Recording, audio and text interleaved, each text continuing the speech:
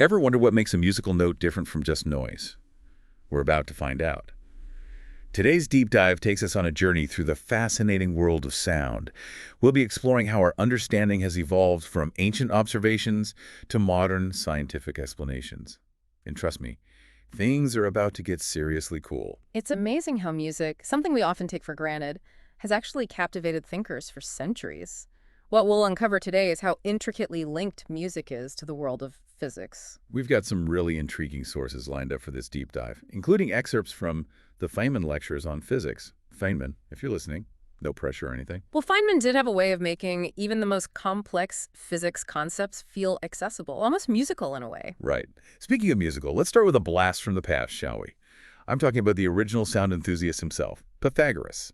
Now, this guy was all about numbers, but it turns out he had a pretty killer ear, too. Absolutely. What Pythagoras stumbled upon was revolutionary for his time. He discovered a fascinating link between mathematics and the music we find pleasing, imagine. He found that the length of strings, when plucked together in specific ratios, like 1.2 or 2.3, created those naturally harmonious sounds we hear in octaves and perfect fifths. So he was basically way ahead of his time, figuring out that simple ratios could be the secret ingredient for beautiful music. That's wild. Exactly. What Pythagoras had essentially done was foreshadow the very principles of how we understand sound waves today. Okay, so walk me through this. How do we define those pleasing sounds through a modern physics lens? Well, it all boils down to something called periodicity.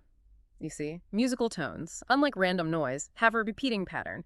Imagine a sound wave visualized on one of those cool oscilloscopes. It wouldn't just be a chaotic scribble. Instead, a musical tone would have this beautiful repeating pattern of air pressure variations over time. So it's like a fingerprint, a recognizable shape that repeats itself. Oh, And that's what makes it a musical note. precisely. And here's where it gets even cooler.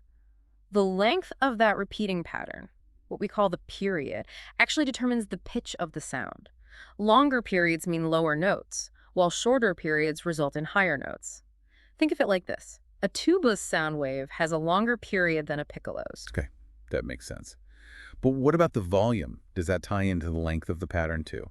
Good question. The volume, or loudness, is determined by the size of the peaks and valleys in that wave pattern. Larger peaks and valleys mean louder sound. Think of it like the difference between a whisper and a shout. Same pitch, but the shout has much larger variations in air pressure. That's a great way to put it. So we've got the length of the wave pattern dictating pitch, and the size of the peaks and valleys determining volume. But what about the unique sounds of different instruments? I mean, a flute and a violin can play the same note, same pitch, same volume, but they sound completely different. How does physics explain that? That's where things get really interesting. And it's all thanks to something called harmonics. This is where Feynman's insights really shine, you see. Every musical tone, no matter how simple or complex it sounds, is actually made up of a bunch of different frequencies all playing together at the same time. Hold on. You're telling me that even a single note is like a whole hidden orchestra of different I frequencies? got it. There's the fundamental frequency, which is the main pitch we hear, and then there's a whole series of overtones, called harmonics, that add depth and richness to the sound. Okay. I'm going to need an analogy here. Give me something to help wrap my head around this idea of hidden frequencies within a single note. Imagine baking a cake. The fundamental frequency is like your main ingredient, say flour, but it's the addition of other ingredients, like sugar, eggs, or even spices, that give the cake its unique flavor and complexity. So those extra ingredients are like the harmonics, adding their own little twist to the main flavor, or in this case, the main sound. Exactly. Those harmonics are what give each instrument its own unique sonic fingerprint. They're what allow us to tell the difference between a trumpet and a clarinet, even when they're playing the same note at the same volume. It all comes down to those unique harmonic recipes. So if I'm hearing you correctly, when we hear a musical note, it's not just one single frequency reaching our ears, but a whole blend of these harmonics, each adding its own unique color to the sound. You're exactly right. And these harmonics aren't just random frequencies thrown in for good measure. They're actually mathematically related to the fundamental frequency. Okay, break that down for me. How are these harmonics mathematically related? Does it have anything to do with Pythagoras and those simple ratios he was so fond of? It absolutely does. Let's say the fundamental frequency of a note is 100 hertz.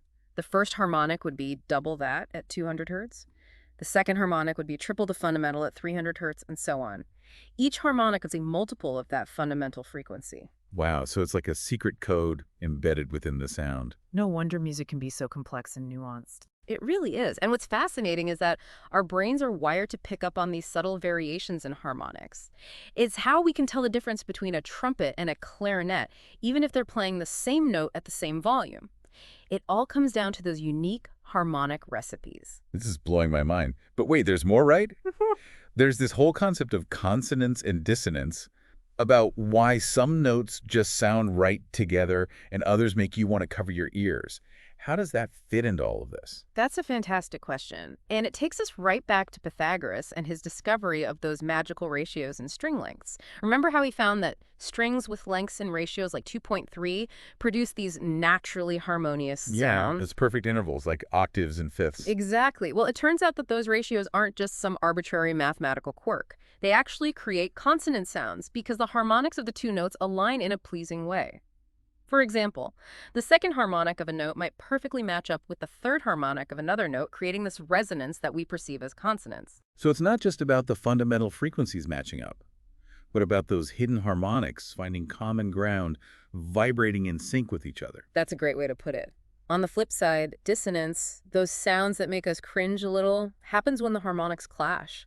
It's like they're fighting for space in our ears, creating a sense of tension or even an unpleasant beating sensation. So when musicians talk about a chord sounding off, it's not just a matter of taste, but a real measurable phenomenon happening in the sound waves themselves. Precisely. It all comes down to the interaction of those harmonics. But here's where things get even more incredible. We can actually analyze these complex sound waves, break them down into their individual harmonic ingredients using something called Fourier analysis. Oh, stop right there. That sounds Yeah. suspiciously like math, and you know how I feel about math. But seriously, how do we go from experiencing a sound to actually dissecting it and seeing all those hidden frequencies? Don't worry, I won't subject you to a full-blown math lecture. But essentially, Fourier analysis is like taking a musical cake and reverse engineering it to figure out the exact recipe of harmonics that make it up.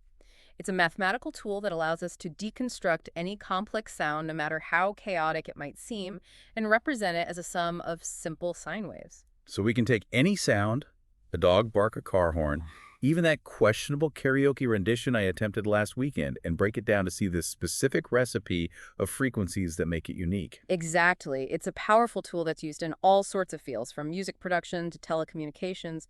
But here's where things get even more mind-blowing. There's more. Don't stop. Now you got me hooked. Well, so far we've been talking about sound systems in a fairly simplified way, assuming they're perfectly linear.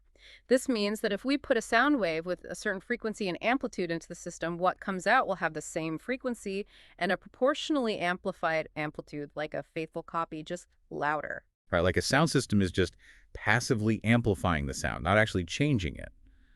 But you're saying that's not always the case. You're catching on. In reality, things are rarely perfectly linear, especially when it comes to sound. And when we introduce the concept of nonlinearity, things get a whole lot more interesting.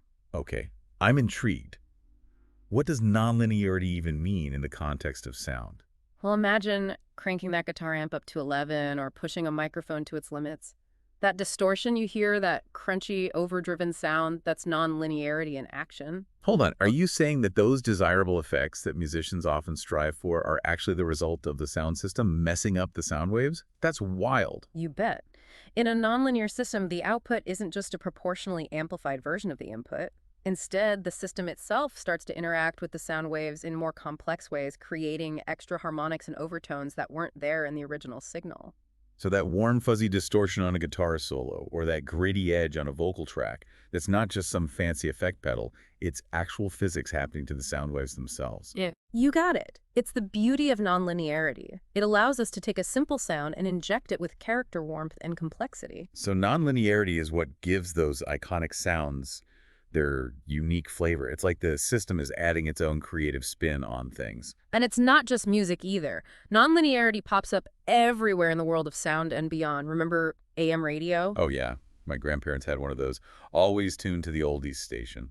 That technology relies heavily on nonlinear systems. The way those signals are transmitted and received, it all involves manipulating and harnessing the power of nonlinearity. Wow, so from fuzzy guitars to crackling radios, it's all connected by this hidden world of nonlinear interactions. Exactly. And it goes even deeper than that. Remember we were talking about light behaving like a wave? Well, get this. Even light itself can exhibit nonlinear effects. Wait, seriously?